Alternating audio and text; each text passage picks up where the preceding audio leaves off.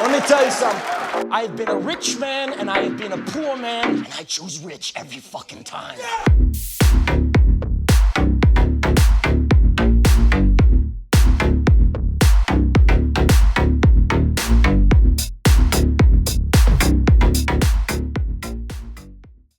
Welcome to Market Makers, everybody. I hope everybody had a fantastic Father's Day. It was raining all weekend here in Florida, at least in my area. But guys, the presidential cycle will make you rich. You need to understand how this year, next year, 2028 are all going to play out based on the data. And I want to share that with you today. What's amazing to me is how many people trade in this market, and you expect it from brand new people. I've been at this for 20, 25 years. You expect it from new people, but how many millionaires, multimillionaires, billionaires are invested or trade in this market, and they don't even know historically when the best times to buy, when the best times to sell. And again, not with 100% accuracy, but enough to give you a pattern, to give you high probability trades. And if you understand what's going to happen the rest of this year, next year in 2028, you're going to see the S&P above 10K. And I'm telling you that, and I know it's shocking when you look at your YouTube feed, and all your YouTube feed suggestions from David Lynn and guys like that are all going to be guys like Gareth Soloway, Peter Schiff telling you it's a big AI bubble and you're going down 50%. Guys, the S&P will be over 10K in 2028, right? You can take that to the bank, in my opinion, and come back to this video and troll me if I'm wrong. But I do not think I'm going to be wrong. Let me share with you some of this market data. This is such important information to know. This all comes from Jeff Hirsch, whose father, Yale Hirsch, you guys don't know that name, but he publishes a Stock Trader's Almanac. He started publishing it back in, I think, 72. I've been buying it every year now for 25 years.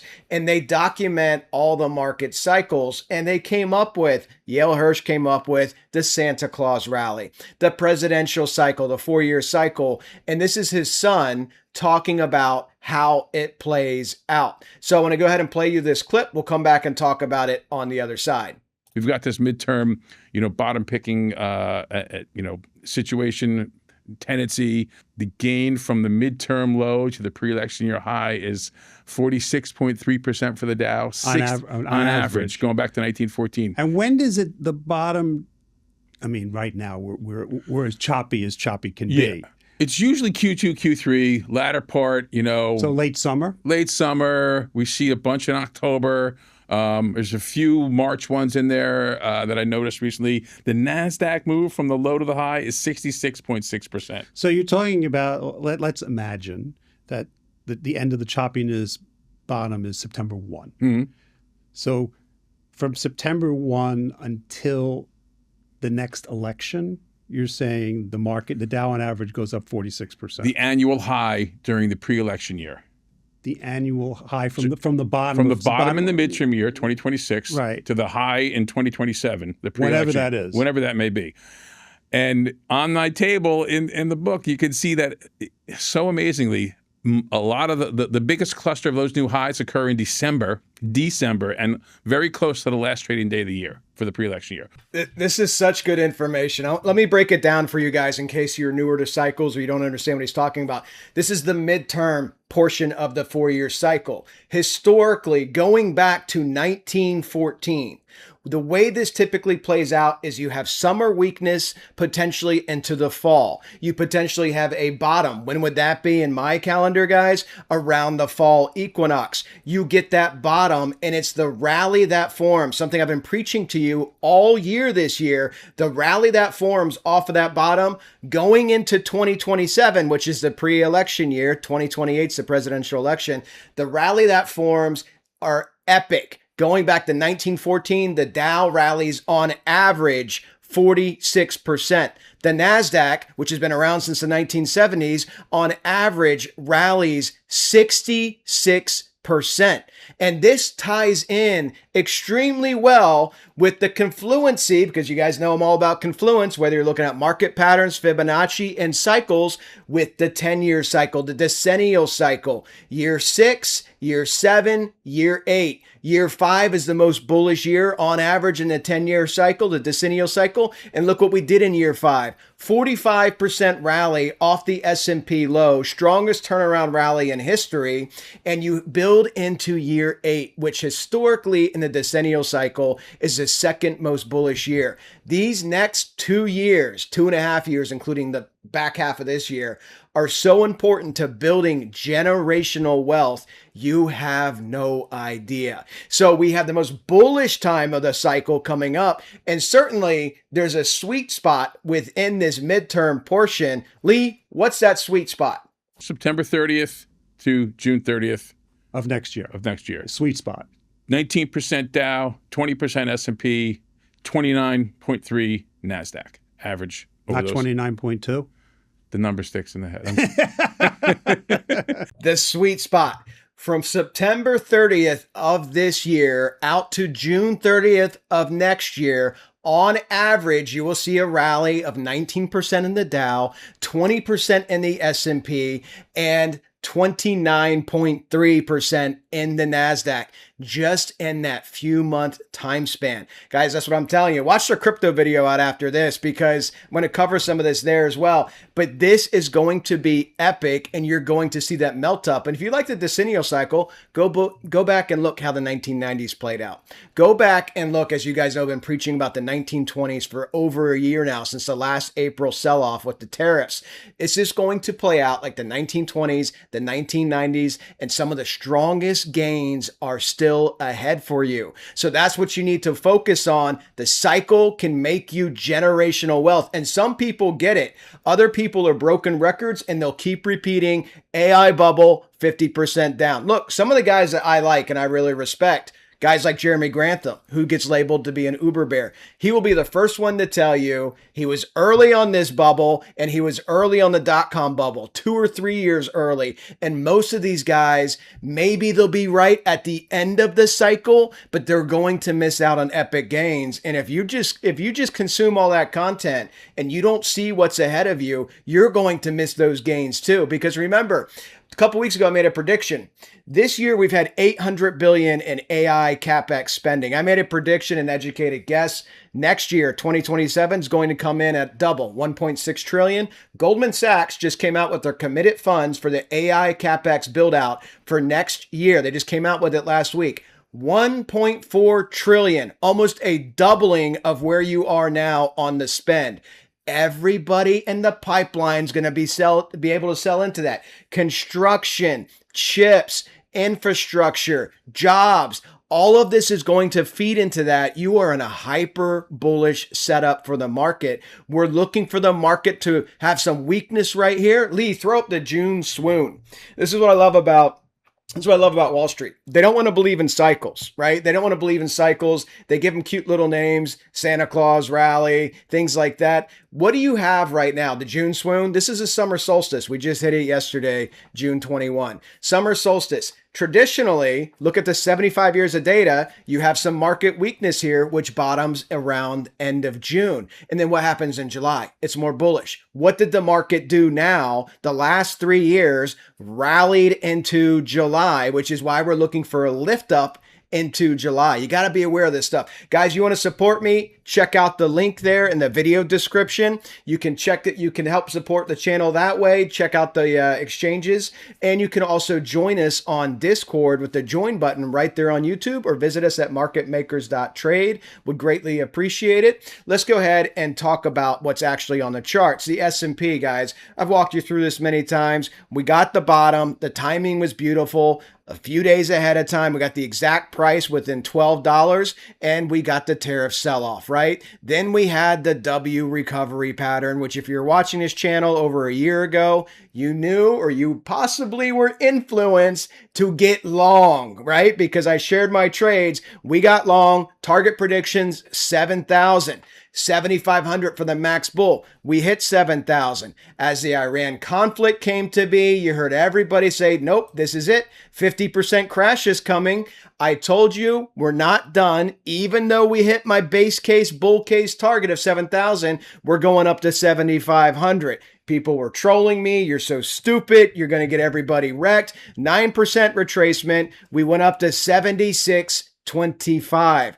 I still don't think we are done. I think we're going higher, 7,800, 8,000 into July. We'll see if we can get there. We're going to look at this zoomed in, but so far every target has been hit. I do not think, going back to last April, I've made mistakes all the time trading, forecasting, but going back to last April, particularly in the markets in the S&P, I do not think you're going to find a more accurate channel for price predictions, timing. Everything has played out quite beautifully. Let's look at the S&P zoomed in here.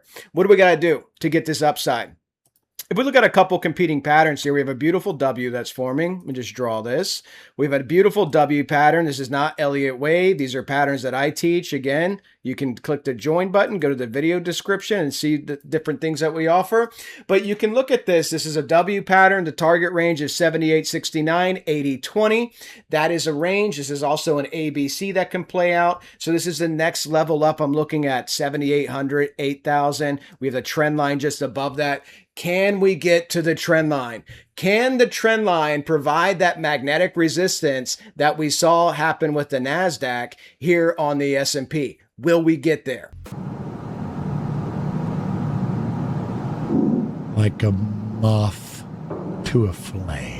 If we can get to that trend line and we build a top, because remember the rest of the thesis here is we get potentially this July rally after this June weakness, we get some type of rally, some type of top, and guess what people are going to say then? Then they're going to say, now's the 50% crash. But I don't think that's going to be the crash, guys. We're expecting a retracement. Could be a large retracement. Could be looking at that bottom there around September, October, the fall equinox. But after that, the ultimate buying opportunity in this presidential cycle. So where are you looking at here if you get more chop, more volatility during the June swoon? 72.29, you want to stay above that, you're at 74.90. If you take out 72.29, you could be coming back down to 7,000. Overall, this is still massively bullish regardless of what this does. As a matter of fact, on my moving average and my trend indicator, every single time frame is bullish, okay? I still think you're going up, and this is really bullish what it's doing right here. The S&P just hovering. This is a spiral. It is building energy. It is holding up here at a nice level. It has that 7,400 low.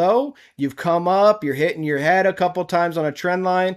When and if you break through here, you're going up, guys. You're making a new all-time high, heading to 7,800 to 8,000. That's the next leg of resistance. If we look at the NASDAQ, there's a beautiful trend line every single time. Again, magnetic. You hit the trend line, predicted the all-time high, gave you the retracement, hit the trend line for a pullback, broke above it, lost it, and look where you are again, almost to the dollar today, hitting the trend line perfectly. 30,362. Where can that NASDAQ go? If the NASDAQ does rally into July, just like the S&P, I expect to see 32,000 out to 34,000, as you guys know, higher level targets if we can break through above the trend line. First level of resistance, 31.8, just rounding it up, calling it 32K. That's the next level target. Got to break above the trend line. And again, we're in that June swoon, seasonal weakness going back 75 years. The market is all about natural cycles. Understanding them and learning what they are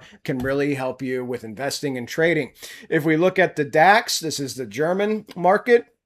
A lot of Europeans, believe it or not, half my audience is European, which is kind of crazy. Half my audience is American. Well, I want to say half is European. About half is European. I include Australia and New Zealand in that as well. Then we have some Asian viewers, but couldn't believe how many Europeans watch me. But this is a #1 traded index in Europe. So looking at the DAX, where we at on the breakout here?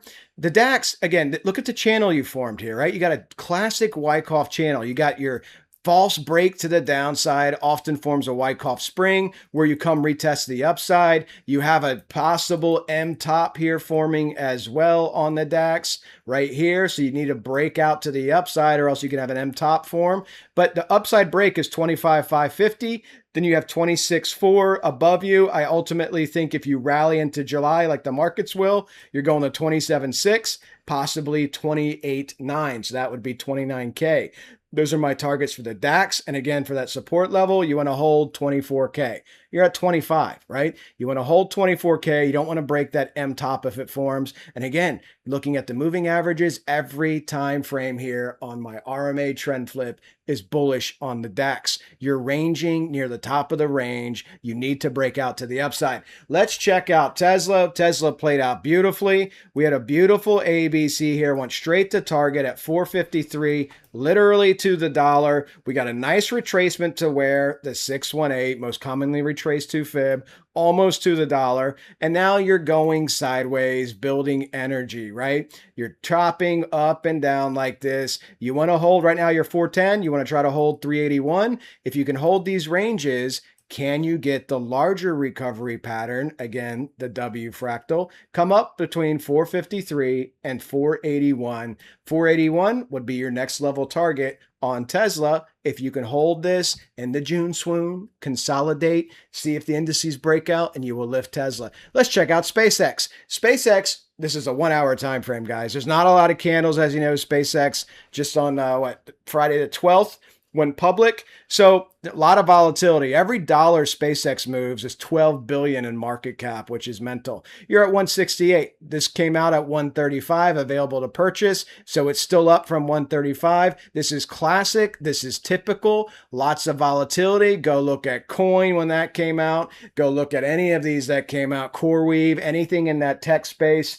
And you're seeing it in SpaceX. When am I buying SpaceX? Because I'm definitely buying SpaceX long term. It's going to be post-correction. After we make a top, get a correction, and then the caveat, I get past that 90-day. I would like to get past that 90-day unlock period. That is when the first wave of sellers, the insiders, can sell. That would be your janitors you see the stories on that are going to be millionaires, cafeteria workers, welders, some of the early inside investors. A lot of people don't know this, but SpaceX has been around since the early 2000s. It's been around a long time. There's a lot of early inside investors. Typically, you get volatility, and then I'll be looking to buy SpaceX for a long-term hold because ultimately, I think Elon's going to merge with Tesla. So that would be fantastic. Guys, hope you enjoyed the video. Be sure to like, subscribe, leave me some comments. Hope to see you on the Discord. Talk to you in the next one. Crypto video out next.